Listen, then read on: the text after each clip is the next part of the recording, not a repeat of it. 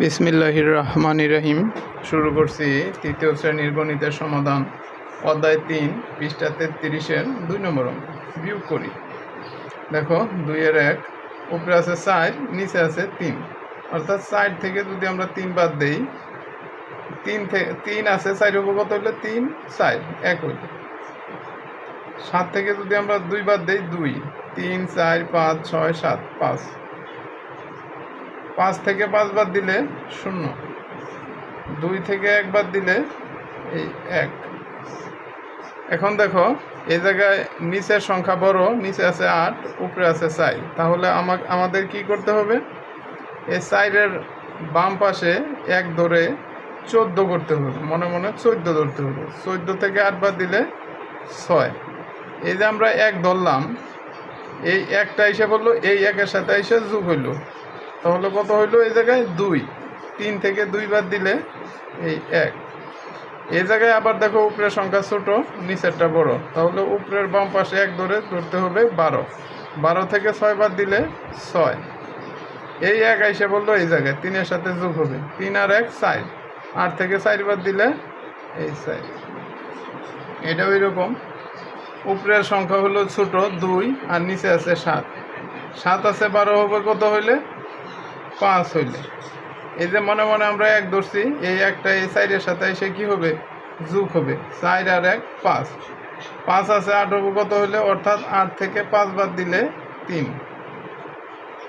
এখন দেখো এই জায়গায় আছে 9, এই জায়গায় আছে 4। 4-এর এই বাম পাশে 1 ধরে 14। 14 থেকে 9 বাদ দিলে 9, 10 11 12 13 14 5। এখন আমরা কি করছিলাম? 1 ধরছিলাম, এই 1টা এসে বললো এই 1-এর নিচে, তাহলে 1 থেকে 1 বাদ দিলে 0। বিয়োগের সময় বাম পাশে শূন্যের কোনো কি নাই? বাম পাশে শূন্যের কোনো দাম নাই, তাহলে আমরা এই শূন্যটা লিখব না, বাম পাশে শূন্য কোনো দাম নাই। এখন দেখো এই পাশে আছে 2, এই জায়গায় আছে 4, তাহলে 4 থেকে যদি আমরা 2 বাদ দেই, তাহলে হবে কত? 2। এই জায়গায় আছে 7, এই জায়গায় উপরে আছে কত? 0। তাহলে শূন্যকে, শূন্য হইল ছোটো, শূন্যকে বাম পাশে 1 ধরে কত করতে হবে? 10। মনে মনে আমরা শূন্যকে 10 ধরব। 10 থেকে যদি আমরা 7 বাদ দেই, তাহলে থাকবে 3। এই যে আমরা 1 ধরছিলাম, এই 1টা এই 6-এর সাথে এসে কি হবে?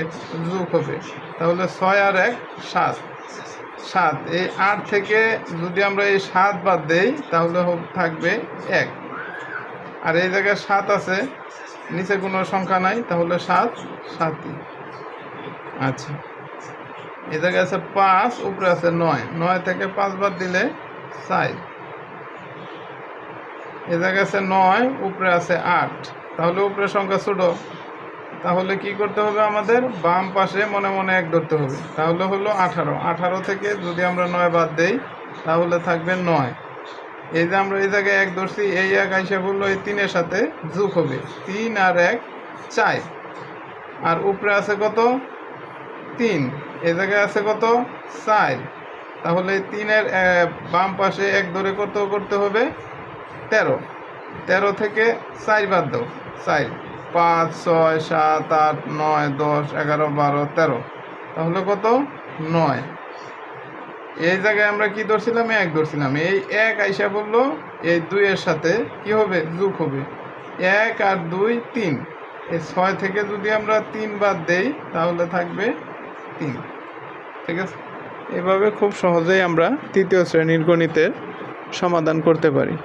তৃতীয় শ্রেণীর গণিতের সমাধান নিয়মিত পেতে চাইলে আমার ফেসবুক পেজটি অবশ্যই ফলো করে রাখবে এবং আমার ইউটিউব চ্যানেলটি অবশ্যই সাবস্ক্রাইব করে রাখবে। ধন্যবাদ।